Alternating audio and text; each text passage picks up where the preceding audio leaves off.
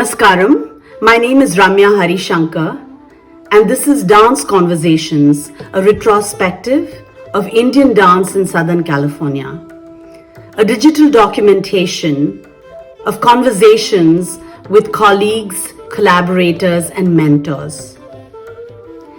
In 1992, to commemorate 10 years of teaching in Southern California, a decade of my school and company Arpana, I presented a production to benefit a children's charity. This then became an annual tradition. In 1998, as I was trying to come up with a theme, I thought, living in one of the most diverse communities in the world, how wonderful it would be to collaborate, explore, and build communities through the arts. And Kinnara Taiko was my first partner in such an endeavor. Welcome, Reverend Mas, Johnny, and Kate. Thank you so much for being here and sharing and recording our journey so far. Our collaboration first was in 1998 in the production called Sangam, which means coming together. And if I remember right, Dr. Garfias, professor and a dear mentor of mine, I think connected us, right? I think he's the one who brought us together. And though I have worked with many other companies with flamenco, jazz band, and a Persian musical ensemble, this is the relationship that has endured for over 2 decades. And I'm really delighted to be here with all of you today.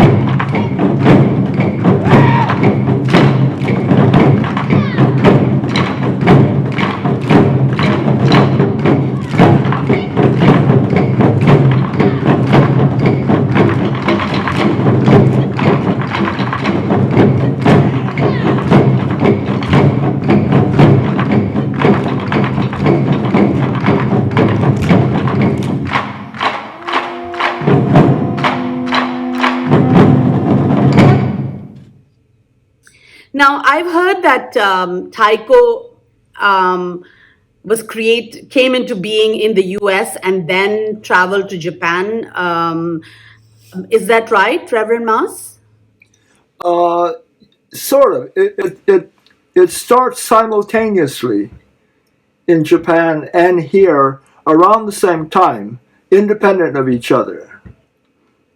So Wow. the kind of taiko we play is recent. It's not traditional. And it also started in Hokkaido by people who worked at hot springs. They needed to provide entertainment for the guests. And so some guys in Hokkaido hot springs gathered all the taiko they could find and put it together in a large group, which is unheard of. And then they started creating pieces to play for the entertainment of their guests. And so when was that new form is called mass taiko. 1970s, 1960s. Oh, And okay. when I came back, I didn't know about it in Japan when I was in Japan. But when I came back to the Mm-hmm. temple, we just, for some reason, got the same idea and we started here. So, but it came out of the temple, yeah. Yeah. In Indian music and Indian dance, particularly classical forms, there is a structure in rhythmic. It's very mathematical, and there's a structure. But within the structure, you can be creative as much as you want. So, Johnny, how is it in Taiko? Is there like a structure, or how do you create these rhythmic sequences? Well, to kind of continue Reverend Moss's explanation of taiko, naturally this instrument has been in Japan for like 2,000 years, Mm-hmm. and people play it on different ways and with different instruments or utensils and stuff like that. Mm-mm. But what Moss is trying to referring to was what they call kumi daiko, which is a group taiko. Mm. Before it used to be played in a group, but maybe no more than 3 or 4 people, and it was to be played in the village and for some festive celebration or something like that. And then, so that was that particular form, and that's throughout the whole Japan, so to speak.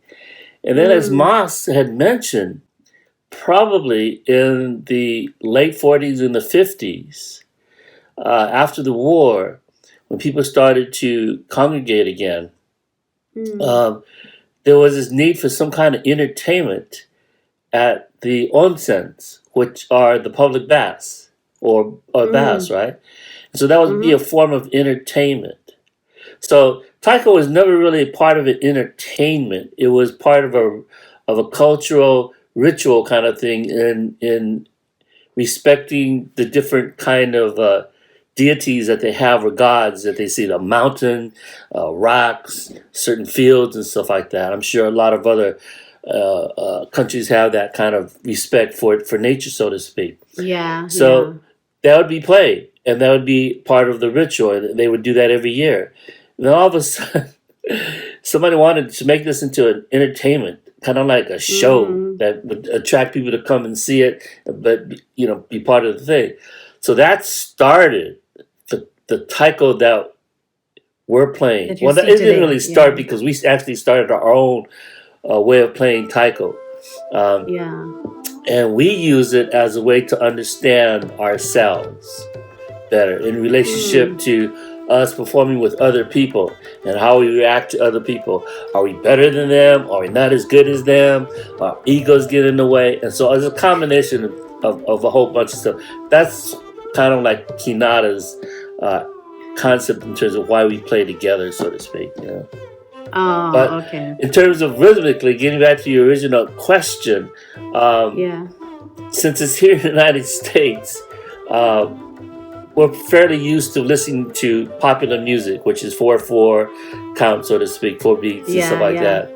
And so then using that kind of a format, so to speak, uh, and River Moss is listening to all different kinds of music. Mm-hmm. Mainly African music at the time when we began, and when he was listening to music was in the 50s and the 60s. And so it was really Mm-hmm. hard to get international kind of music anyway. So anyway, he had these records and he was listening to them and he shared them with us. And it Mm. sounded really, really interesting. And then all of a sudden he comes up with these patterns. And then he just kind of blurts them out and write down the syllables. And then he teaches it to us. And then Yeah. the sticking and the technique also comes from him too, where normally everything would start with the right hand, he would start stuff with the left hand. So it's kind of like evolved in that kind of situation. And so it makes it a lot of fun in one sense, and it's totally different than what they have in Japan. So when people ask us, oh, how long has this form of taiko been in existence? Or how long of a history does it have in Japan? And we kind of look around and go, none. They go, wait a minute, no, gotta have this ancestral history in Japan. I go, no, we Yeah. started it here in the United States. So it's just Yeah. the drum itself and the concept of a drum is from Japan. But because we couldn't afford one, we had to make our own.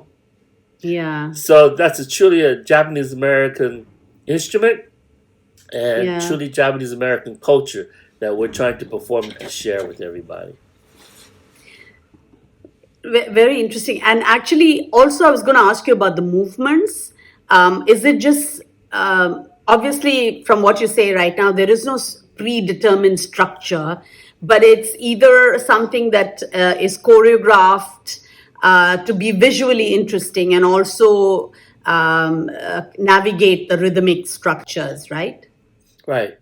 So a lot of times when we compose a piece, and afterwards, before or after, we set choreography to it, so to speak, in terms of what looks good if you hold a hand up here, or if you hold both hands up, or something like that. Yeah, And so people come in with different movements. Some are natural. To get from one rhythm to another rhythm, you have to do this anyway. So it's just exaggerated before you play. So everybody kind of contributes to the arrangement, to the structure of the piece that we're trying to play. So some pieces, though, I mean, people just come in and say, hey, this is the piece that I wrote, and this is how we're going to play it. Other people bring in a rhythm, and then from there, we kind of like, everybody kind of collectively kind of builds upon it and stuff, you know. So it comes from many different ways. Yeah, it could be spontaneous as well as kind of a group effort. Yeah, So I know Arpana, has we've participated in the 35th and the 40th anniversary of Kinnara. So, if I'm not mistaken, so when did Kinnara itself form as a group? And I think you kind of explained why, because you wanted to create something based on what you had all seen in Japan. But when did Kinnara as a group come into being? The Taiko group? Yeah. Oh, 69, I think. 68, 69. 1968, 69. Oh, 1969, wow. So it's been I came almost to the 50. temple in 68, so. Yeah, it's been 50 years. We I know, celebrated our 50th anniversary last year. We're old people now.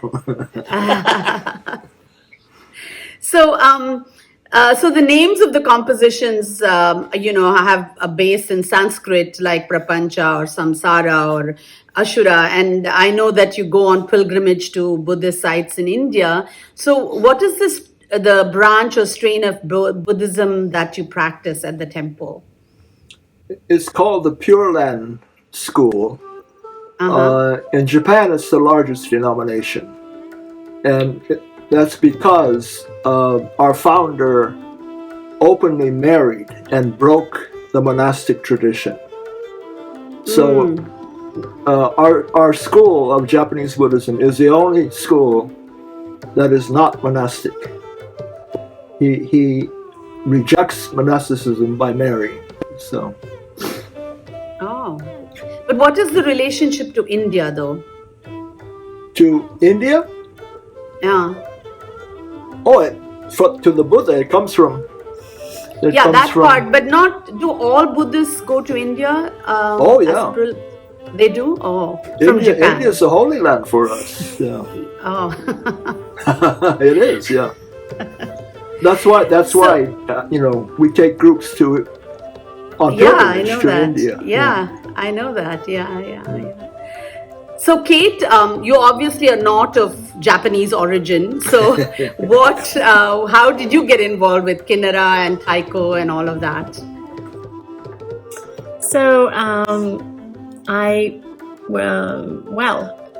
some time ago, I had two very young children, and I'd been a practicing Buddhist for a long time in other schools and traditions. Practically impossible to sit on a cushion and meditate with a 2 and a 4-year-old. And a good friend said, come to Shenshin and see how that feels. So I joined Shenshin. Wow, when was that? Maybe in 1999.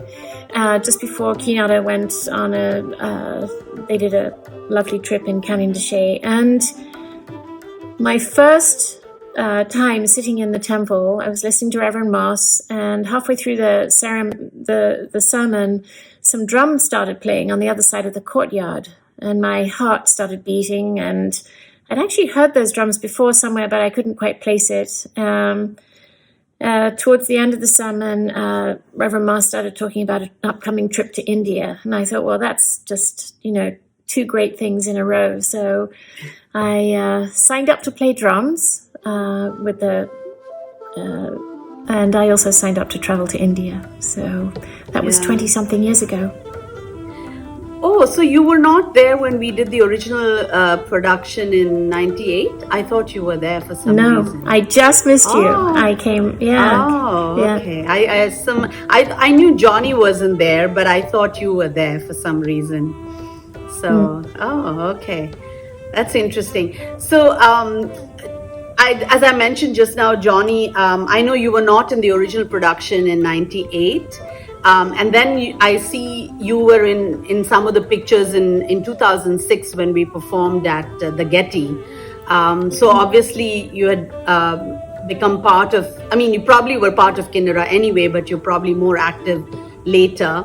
So, when we first met you, Harish and I were in awe because we had already heard of Hiroshima, the band that you were involved with. So you were a celebrity. So I was wondering what you did in the band, and did you play an instrument or? I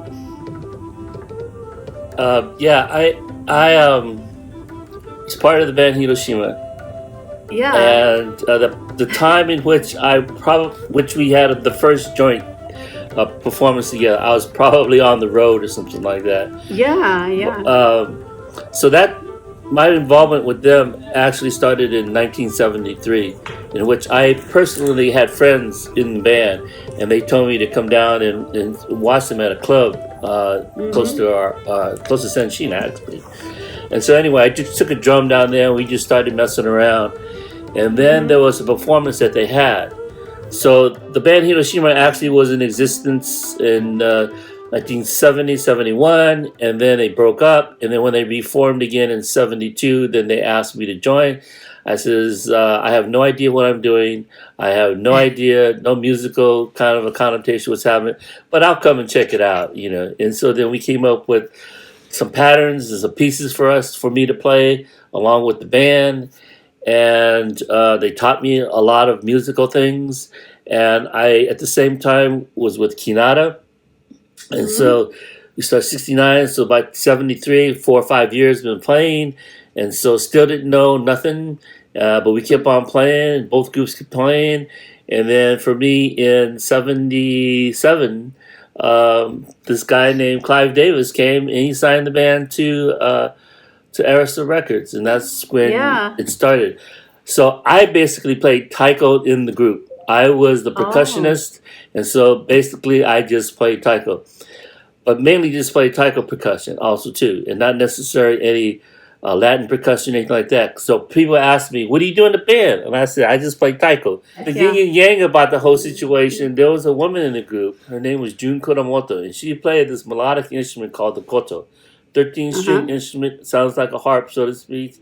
It's beautiful. And now it's the lead of the taiko. So I guess I was the ugly uncle, so to speak, to the beautiful koto. So it kind of worked. Didn't kind of work. It actually worked, to tell you the truth. And so I was with the band and signed the contract with the band in 73. We signed a contract in 77. And I then traveled with the band all over the world. Probably did 10 albums, CDs. And then I left the group in 2004. And I was working. So I remember when we were in Hiroshima, you mentioning that they had given the key of the city to your band, I guess. Yes. For, I guess, bringing Hiroshima to the forefront or bringing attention to it. Yeah, they were very, very kind and allowed us to use that name. And then we heard right before that, Michael Jackson had asked to use the name also too. And they asked him what for, and he says, well, he wasn't sure. So they get, sorry, not this particular time. And so then when we went back, we were very, very, very cautious. And they said, okay. And so we got their blessing, so to speak, Yeah. So, Reverend Mas, when we were in Hawaii, I remember you mentioning you're sharing the story of how you grew up in Hawaii, right? And also the challenges post Pearl Harbor. And I think it's very interesting for us being first generation immigrants to hear stories of communities that have been here for several generations. Well, I didn't grow up in Hawaii. My parents were born in Hawaii, but I grew up in a place in Los Angeles called Willowbrook, and Willowbrook is right next door to Watts. So I grew up in from grammar school.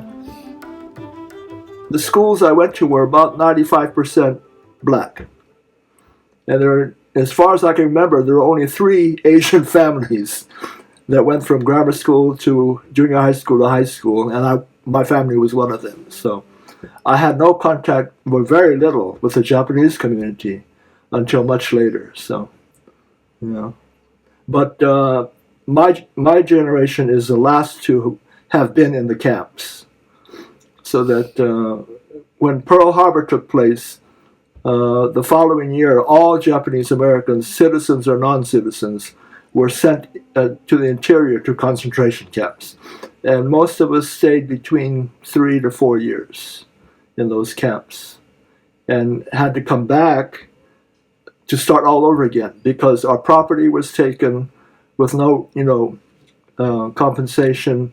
We had to sell everything within 2 weeks and basically give it away. So coming back, they had to start all over again from scratch. And actually, they did a pretty remarkable job. They built the temples again. They built new temples and new communities, and managed to maintain a tradition that for 3-4 years died. That's why your group is so fun to talk to, because it's the same journey of how do you leave your country and maintain something, right? Yeah. And so when I can't remember how we got in contact with you, Ramya, but I was intimidated because when I went to India, I fell in love with India, right? Mm-hmm. And the musical tradition of India is overwhelming. Mm-hmm. I mean, we go don don don, but you people divide that and subdivide that, and so it was very intimidating for me, but it proved to be a great relationship. We're talking about math and Indian music and dance. When I first got Ashura from you, Reverend Mas, in 1998, just the rhythmic sequences were mind-boggling, and I just focused on understanding the sequences and the intricacies and literally choreographing it as a rhythmic piece, And then over the years, over the last 2 decades, I've kind of revisited it and thought the process, and I thought, it's named Ashura, so it should have something to do with the concept of Ashura or demons, and so we've choreographed it as a battle between with inner and outer demons. And so it has seen several incarnations and avatars over the last 20. Also, there have been several generations of dancers who performed it in the last 20 years, since the first group we started. So as I was sharing with you earlier, in 1998, when we were rehearsing for Ashura, we used to come up to LA to the temple, and my son, who was 2 years old, would sleep through all the noise, the drumming, the pounding, and the moment you would ask, "Is it okay? It's so loud." And he would be absolutely sound asleep. And the moment we stopped and it went silent, he would get up and look around, So I think it was the noise that was kind of lulling him to sleep, But anyway, all that subconscious absorption of music and rhythms has probably influenced his decision to pursue music as a career. So he's training to be a musician now. All right. Okay.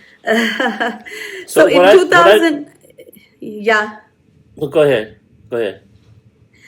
In 2007, 6 members of Kinnara and joined us, my company of 14 dancers. And Harish, my husband, and I, we were 22 of us that traveled to India. And of course, Kate was with us. And there were high, exciting and low and challenging moments in the trip, as it always is in India, Even though I grew up there, every time I go back now, after almost 4 decades of being away from India, it's always an adventure. So what do you remember, Kate, from the trip?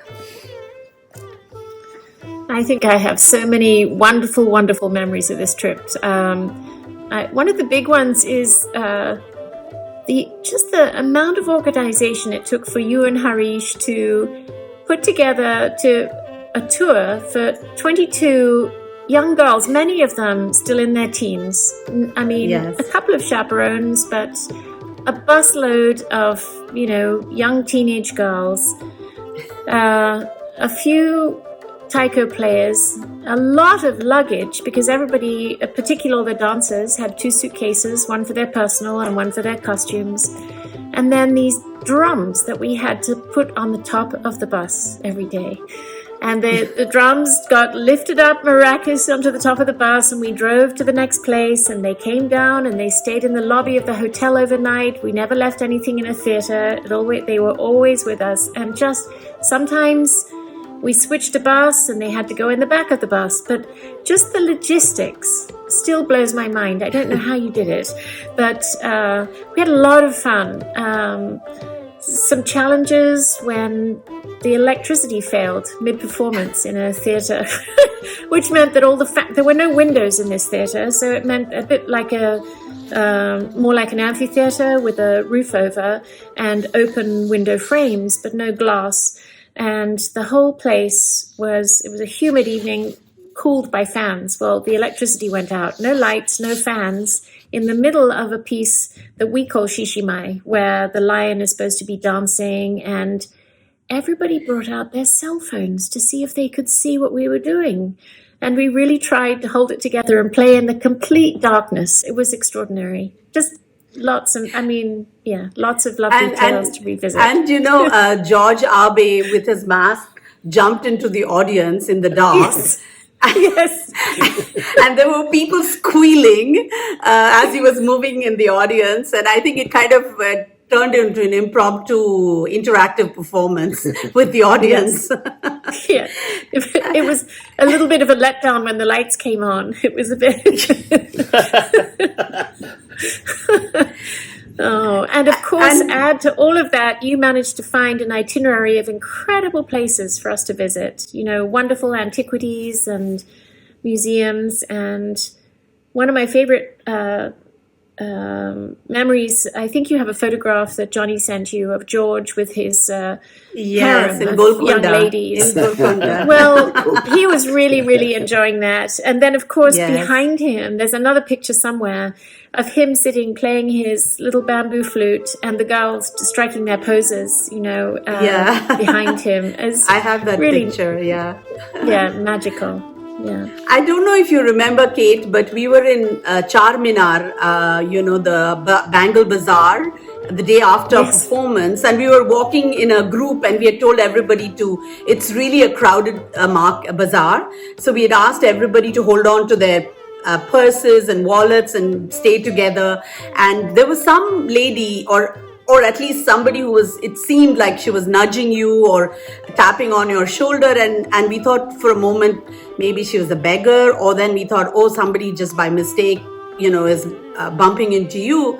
And then she said something, and then we found out that she had come to the performance the night before, and she was trying to say how much she enjoyed it, and she recognized you. And she was trying to draw your attention. In the middle of a bangle market. Yes, no, that was, a little difficult to understand, but it was really lovely. Of course, I stick out like a sore thumb in India, so but it was fun, lots of fun. I remember we went to this small town, small by Indian standards in Kerala called Kottayam, and one of my students' family hails from there, and the mother had organized this performance in the town for the grandmother who was 90 plus, and she had said to me, like a week before the performance, I really want you to come because I want my mother-in-law to see her daughter, that is Nitya, dance. There may be only 3 people in the audience, my mother-in-law and her 2 helpers, but is it okay? I feel really bad, but my mother-in-law can't travel. So I said, don't worry about it. We're more than happy to come and perform. And so we go there, and I don't know if you remember, Kate, and there is a very famous newspaper from that town, and half the town is owned by, those people, and they have coffee plantations, etc. So we go there, and the theater was packed. They had 800 people in the performance, and we were expecting 3, So everywhere we went, there were challenges, of course, with 22 people, as you mentioned, and 40 pieces of luggage, But I think there was fun in the midst of all of that. And I remember the girls being most tickled by the fact that every airport they would open a counter just to check us in. And also there would be porters waiting at the baggage claim to receive us when we arrived. Yes. Those were the new days of deregulation in India. So there were a lot of new airlines. And so the travel agent who had made all these bookings took the extra effort to arrange all of these things so that it was a little special, for us. Yeah. So, every time I plan something like this, I just go for it. And I just think of all the fun and all the good times we can have. Don't really think about the challenges. Of course, we go through it. And then when you come back, I just think, how the heck did we do that? I don't know. And why did I do that? But, and then every time Harish would always say, so is this the last time? And I would be like, yes. And that would last for about 2 months. And then I'd be planning the next trip already, Yeah. Bit crazy. Yeah. And of course, we went to Japan in 2011, and that was special in many, many ways. Of course, traveling with you all is always a pleasure. And then traveling to Japan, as you said, traveling to a country with people who are familiar with the local culture or the language is extra special. And then on top of it, it was a fundraiser for tsunami victims. So it really was a very, very special trip. And I remember the vegetarian lunch you had arranged for us at the temple to familiarize us with what would be available in Japan as vegetarians for us, Reverend Mas, do you remember in Hiroshima, this lady who came to the performance and Yes. danced with everybody Yes. at the very end? Yes. She's an old friend of mine from the time I was studying in Kyoto, but she happened to be the daughter of the former head of our entire denomination in Kyoto. Oh, wow. Our mother temple is in Kyoto, and she was born and raised in that temple. And while I was at the university, we met, and she decided she wanted to go to what was then Madras to study Bharatanatyam. And so she wanted me to help her fill out the application form. Is it Kalakendra? I'm not sure how to pronounce it. Kalakshetra. Yeah. So anyway, her father is a really prominent religious figure, right? So it says father's occupation, and she said, just put down priest. And so she did not want to have any favors, right? So she went by herself to Madras, learned Sanskrit enough to take the exams, and when she came back, she taught Bharatanatyam in Osaka and various Osaka, universities. yeah. And she was on her way to India at the time we were in Hiroshima. And I told her about it, so she came to see it. Yeah. Yeah. She loved it. Yeah. She loved it. Yeah. Yeah. And also, of course, we can't forget Kure, you know. That was the best. That was the best, I think. Yeah. Were you there, Kate? You didn't come with us, right? To Japan? No, Derek came on that trip. Yeah. So It was just- when it we was were in... Yeah, go ahead. Oh, go ahead. In Kure, we were performing in the temple. It was quite cold that evening, and the audience, it was the courtyard, the temple courtyard was packed, and we had done a run through, and everything was fine, was working perfect. And when the performance began, and these girls were all in these one-legged poses of Shiva, in front of the temple, the door had been closed, and the music would not come on for some reason. And I was running back and forth. The music system was a little further away from the space where we were performing, and I was running back and forth, and we couldn't figure out why the music wasn't playing. And these audiences, they were literally hardly at our feet, you know, there was literally 2 feet away from us. And they were feeling sorry for these girls because they were all standing in their one-legged poses, and they were trying to tell them, just put your foot down, you know. And of course, finally, these girls figured out when to do it, you know, kind of elegantly and in unison. And then we played the music. Finally, the music came on and they started dancing. And then miraculously, the door behind opened. Do you remember that? And we were Yes. like, oh my, as they were dancing, the door to the temple opened by itself.